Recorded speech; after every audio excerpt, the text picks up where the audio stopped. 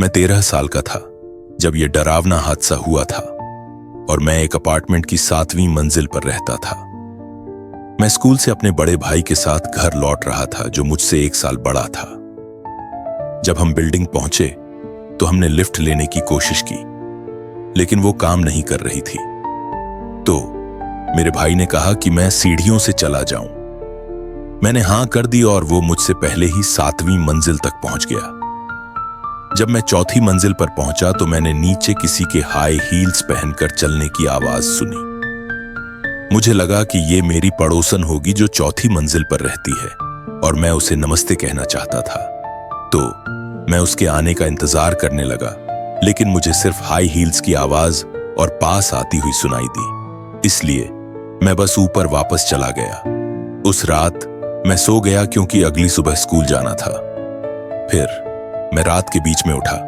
पूरा शरीर पसीने से भीगा हुआ था। मैं हैरान था, लेकिन सोचा कि शायद गर्मी की वजह से ऐसा हुआ होगा। इसलिए मैंने खिड़की खोल दी। मैं फिर से सो गया, लेकिन फिर रात में दोबारा उठ गया। मेरा पूरा शरीर फिर से पसीने से भीगा हुआ था। मैं उलझन में था। मैंने सोचा कुछ नहीं है। फिर से सोने की कोशिश की, लेकिन मैं हिल भी नहीं पा रहा था। मैं डर गया। मैं अपनी आंखें खोलना नहीं चाहता था, लेकिन मैंने देखा कि कमरे के कोने में कुछ खड़ा है। फिर अचानक वो परछाई मेरी ओर कूदने लगी। मैंने चिल्लाने की कोशिश की और खुद को हिलाने की कोशिश की, और तभी मुझे समझ आया कि मैं नींद में जकड़ा हुआ हूं, यानी स्लीप पैरालिसिस में। मैंने YouTube पर देखा था कि अगर आप अपने पैरों को हिलाओ तो इससे बाहर निकला जा सकता है। तो मैंने अपने पैरों को हिलाने की कोशिश की और सौभाग्य से वो काम कर गया।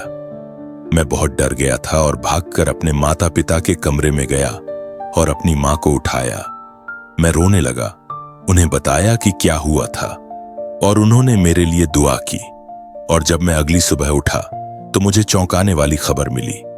मेरी पड़ोसन जो 4थी मंजिल पर रहती थी, उसकी मौत हो गई थी किसी अज्ञात कारण से।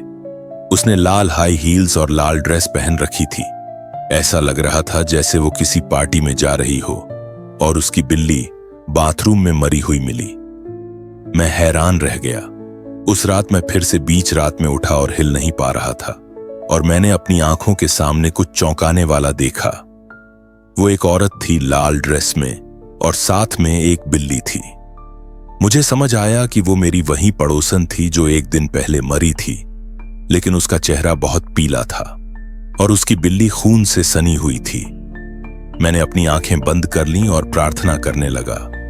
जब मैं अगली सुबह उठा तो सौभाग्य से मेरे कमरे में कुछ नहीं था। मैंने अपने माता पिता को कुछ नहीं बताया।